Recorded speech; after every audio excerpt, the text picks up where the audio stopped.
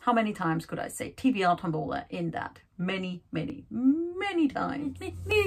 You haven't done a video in a while, Monique, and it is showing. Hey, hello team, my name is Monique. Welcome back to the Cauldron, and it is time for yet another round of TBR Tombola.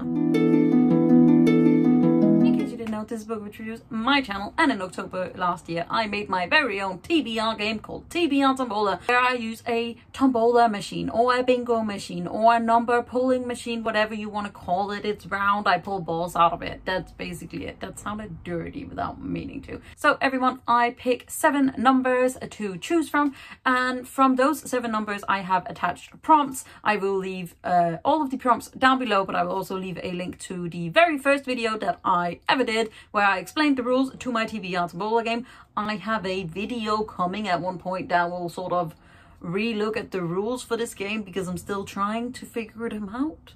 But anyhow, we are at the end of March and April is looming, so let's do TBR Tombola April edition. Time for a new TBR Tombola.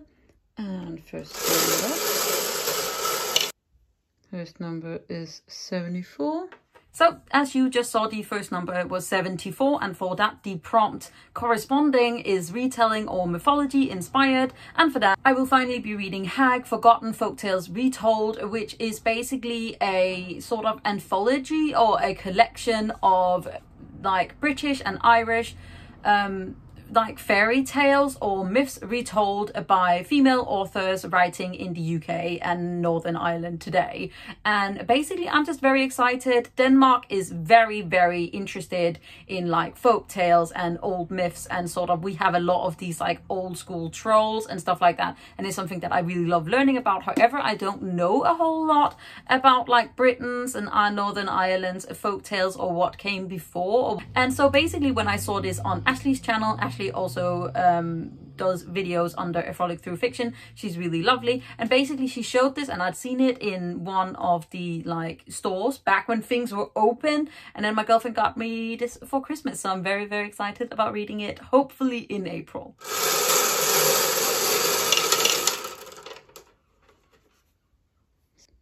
Next up, we have a 67 and 66, which is the same prompt, obviously. So that is middle grade. And for these 2 prompts, I am hoping to read the first and the second book in the Nevermoor series. So Nevermoor by Jessica Townsend is a middle grade series. In it, we follow Morgan Crow, who is a cursed child. And basically, she is meant to die on her 11th or 12th birthday.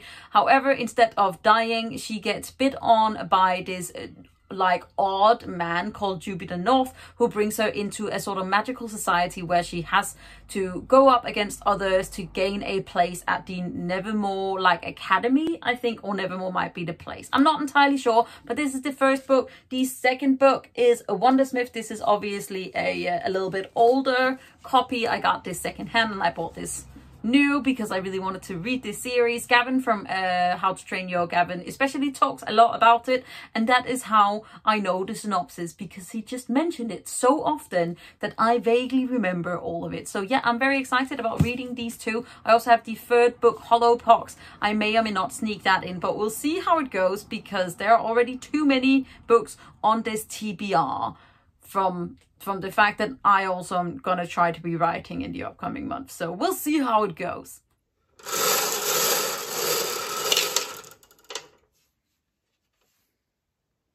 The next number is 25, and that prompt is to continue a series, which is good because I have too many of those. I should have this number in every time. And for that, I will hopefully be reading Bloody Rose by Nicholas Eames, with the sequel to Kings of the Wild, which I read earlier this year and absolutely adored. Basically, the first book follows a group / a band of mercenaries who are now old. They hurt. They don't care about stuff anymore. They have families. They've done the whole D&D big campaign and slayed monsters.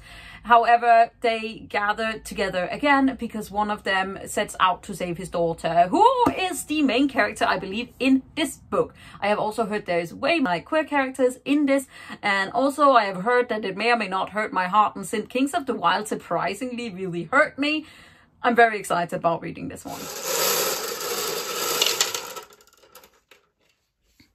The Next number is 64, and that is a friend favorite, and for that I will finally be reading The Bone Witch by Chupeco, which is a book that my friend Sean really talks highly of. It is a book with witches. It has witch in the title, which means that I obviously want to read it. It is also about necromancy, which I am completely here for. It is also a book that I've been meaning to read for quite a while, and basically I am not entirely sure of the synopsis. I believe that we are following a young girl who turns out to sort of accidentally bring her brother back from the dead, and then she gets taken in under another necromancer's sort of wing, and she gets removed from the country that she was born in and is brought somewhere else to sort of learn about herself and her magical powers. And I have just heard very good things, and I'm just very excited about reading it. I also really desperately want it in hardcovers because they're so pretty, but currently I have it in ebook, so that will be what we are reading.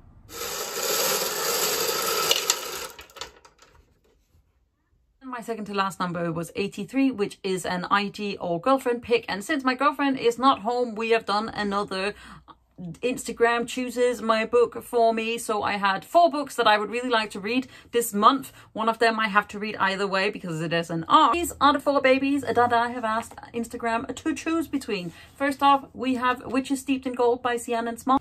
We also have the Gilded ones by Namina Forna, which is a highly anticipated release that was pushed and then I had to wait, and now I desperately just want to read it. Then we have Legendborn by Tracey Deonn, which is an urban fantasy sort of contemporary fantasy where we are following a young black girl whose mother died, and somehow this magical society had something to do with it. Also something about Arthurian legend. I have heard nothing but great things about this one. I'm very excited about reading it. And then we have Blazewrath games by Amparo Ortiz, which is basically a magical realism book where there is basically like an Olympics of dragon riding, and our main character just desperately wants to ride for her native country, Puerto Rico. However, things are ensuing and some people don't want these dragon competitions to go ahead. And I just really want to read it, especially since my other dragon book, like Fireborn, wasn't exactly what I wanted. So I just want to read more dragon books. So I will come in as Edit Monique and tell you guys which one of these they picked. Hello, team. It is edit / a later date Monique with the update of what my Instagram pick was. And in the end, it was a very close run between the Gilded ones and Witches Steeped in Gold, and in the end they actually got the exact same number of votes on Instagram. So I've decided that I should be reading Witches Steeped in Gold by Ciannon because this is a proof copy and I want to read it before it comes out on the 20th of April. It's a Jamaican inspired fantasy where we are following rival witches who end up having to team up together to defeat the evil sort of thing. I'm not entirely sure. I thought about reading this for a couple of fans, so I have mentioned it before. I'm very, very excited about reading it. Also very excited about my final copy coming in the mail because we got some pre-order goodies. But yeah, this is the book that we will be reading.